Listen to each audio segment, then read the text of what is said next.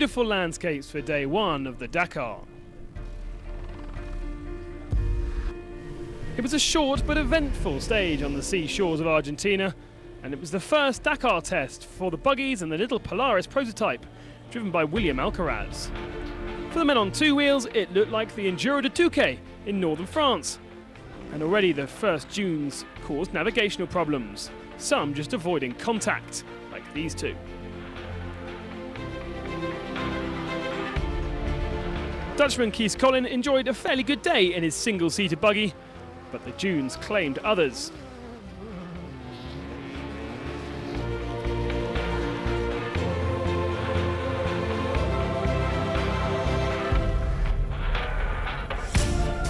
It wasn't such plain sailing for Alistair McRae. This is the second time. First time stop, try things, and then start and now stop again. So. McRae eventually lost over 40 minutes on the first day. So despite a short 57-kilometre special, the challenge was enough for some to get stuck in the dunes already.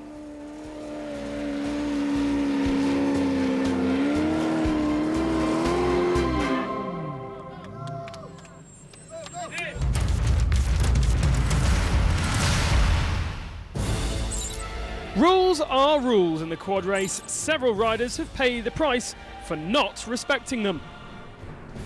Favourites such as Matashek, Sonic and Lasiwek will indeed not be ranked in the ATC class, their quads not complying with the regulations. The machines don't even comply with the characteristics for the registration. So we had two possibilities. Either they were totally excluded, or we put them in a class that we created. And so we've got 5 vehicles in that class. On the other hand, the Polaris machines de Klerk and Kanagi are finally back in the race after the riders proved their quads complied with those regulation changes.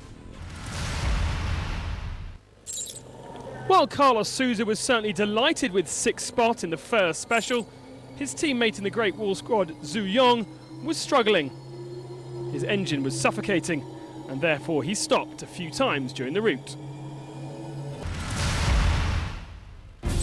German Matthias Kahler started the defence of his title in the two-wheel drive class, but yesterday, in his diesel SMG buggy, he struggled with navigation and finished the stage in 14th spot, losing over 3 minutes on the day's winner.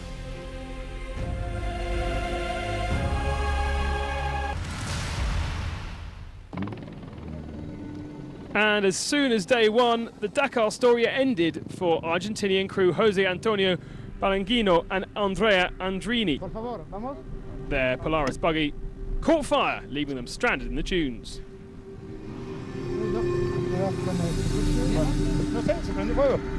No, I don't really know what happened. The engine caught fire. Yeah, it definitely comes from the engine. After Alfie Cox's Volvo, it was a burning hot day on the Dakar.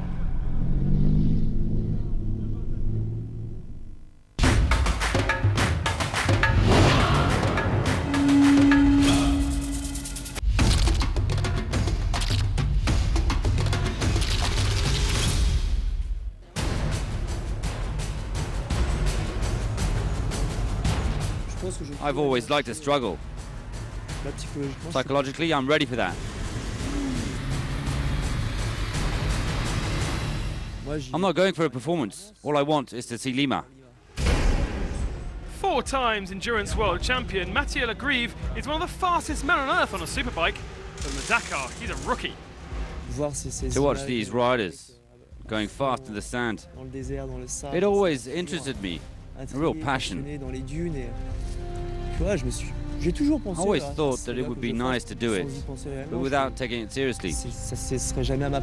I thought I wasn't ready for that, and year after year, I now think I'm mature enough.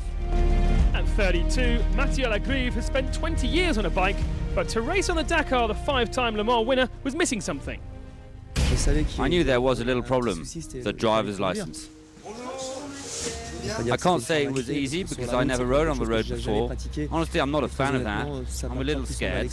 Now I have my driving license, but I will not have a bike to ride on the road. No way. The road racer hopes to benefit from his experience of endurance racing to adapt to the rally. I believe it is similar to endurance, but it'll be an endurance race every day. Great sliding sensations. When you have the control, you're mastering your bike. It's pleasure, pure pleasure. Mathieu Lagrive's ambition on the Dakar this year is to see Lima, and then more for years to come. I give myself a 5-year objective. In 5 years, I want to be good.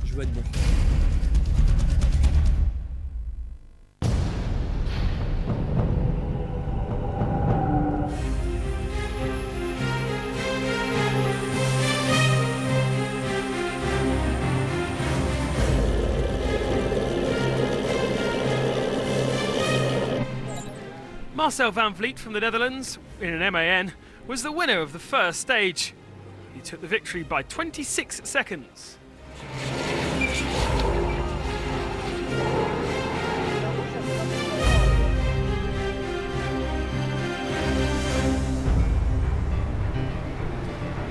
In the Dakar, Gerard de Roy is discovering a new weapon. His Iveco has a new nose and new colours, and was second position of the truck class after the opening stage.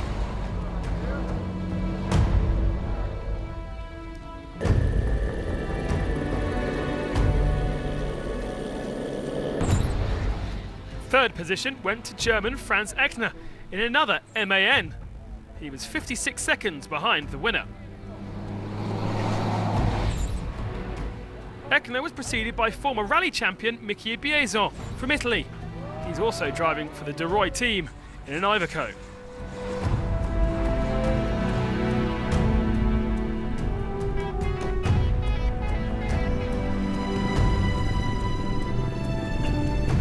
Arthur Advictus from Kazakhstan was the first Kamaz in 5th position. Mardiev and Nikolaev taking it very easy on the first day and showing down at the bottom of the top 10.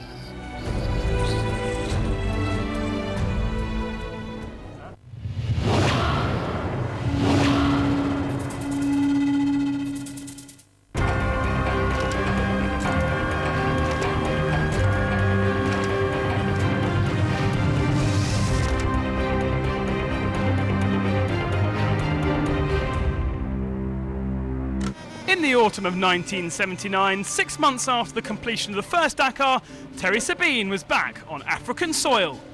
Sensational stories had forced the organisation of a second edition. The reconnaissance of Paris-Dakar are going well. Everything looks fine. I believe we'll be in Timbuktu this evening after a stage of around 500 kilometers. Since then, the Dakar has always started with these unknown and anonymous tours, when the organisers check out and decide on the course to come. As you can expect, in 1979, the reconnaissance is already an adventure in itself. There's no bivouac or support. It's a real adventure.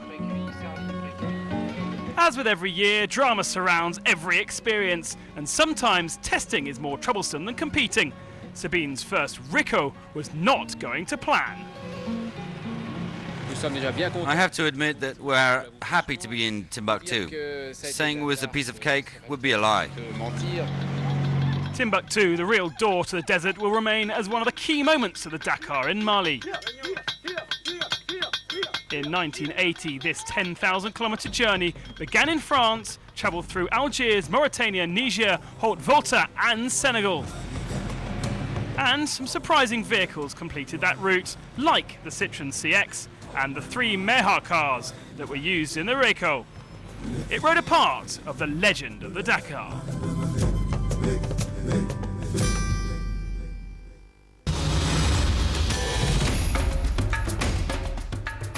The third stage of the 2012 Dakar heads to San Juan, a familiar bivouac to Dakar experts. It's a shorter day of 560 kilometres in length, and for the moment the sands are gone. How will this affect the standings? Will Nasser Al-Attiyah be able to reduce the gap further? Will the 40-degree heat reprise? And how about the battle between Marc Comer and Cyril Desprez? All these questions answered and more when the 2012 adventure continues. Dakar!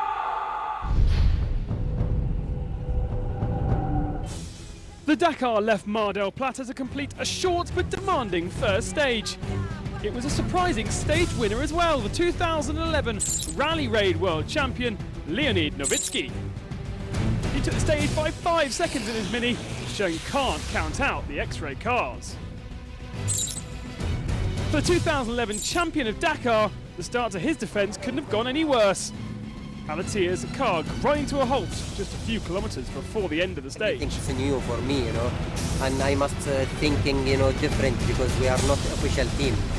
You will not win the Dakar 2012. Maybe yes, maybe no. Despite losing nearly 10 minutes, will he be able to fight back today?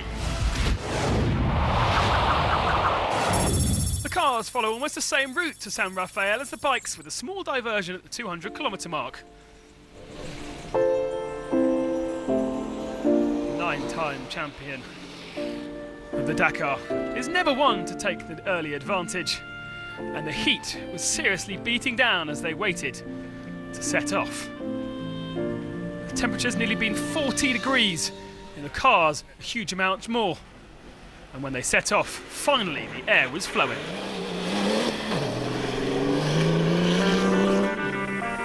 Hansel is not one for taking the early advantage, and time again it works for the Frenchman come the end of the rally. The Mini is a little bit fragile, so it's a sensible approach, but is also mighty through the dunes, and so by the end of the day it looked as though stage victory would be his.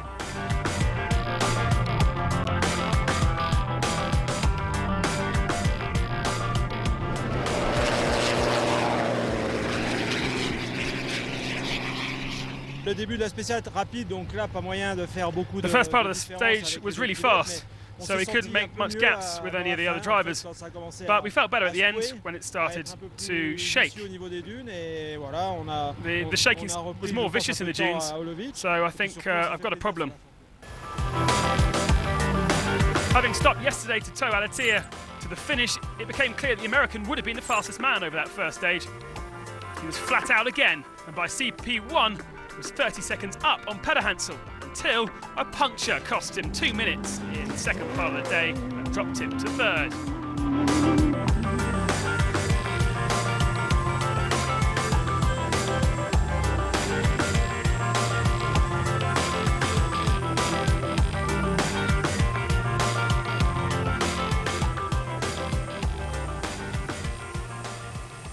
It was a good run for our Hummer.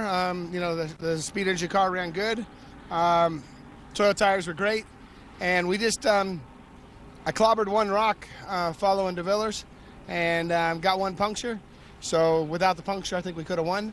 But the most important thing is that we keep the car on the racetrack all the time, and we haven't had any issues. We've been cruising very, very comfortable the whole time. On a good day, Christoph Holovitz can be faster than his teammate and rival Hansel. And now on with the Mini, he's got his best chance to shine. However, he had setup issues and therefore could only finish fourth. De Villiers' Imperial Toyota was super fast, but the project is lacking a little bit of development work, and he lost time in the dunes as well.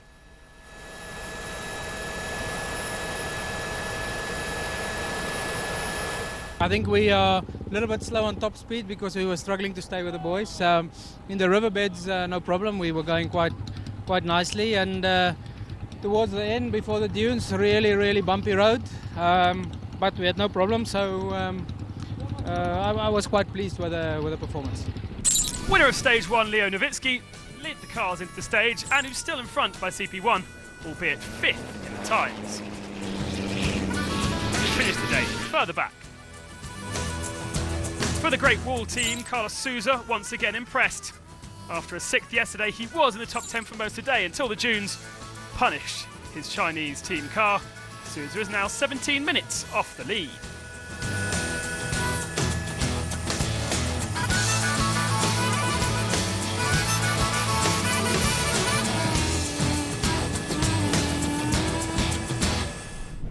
After his engine problems yesterday, Nasser Alatir had to start the day in 34th position on the road.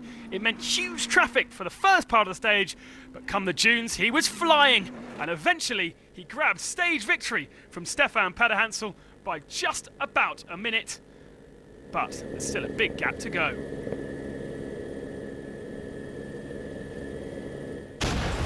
So confirmation of the stage, Alatia ahead of Petter Hansel and Gordon, Holovitz fourth, and Nani Roma finished in the top 5 in his mini X-rayed machine. It means the overall's gone to Petter Hansel now, with Gordon shadowing him, Holovitz third, De Villiers still fourth, and Nani Roma holds up that 5th spot.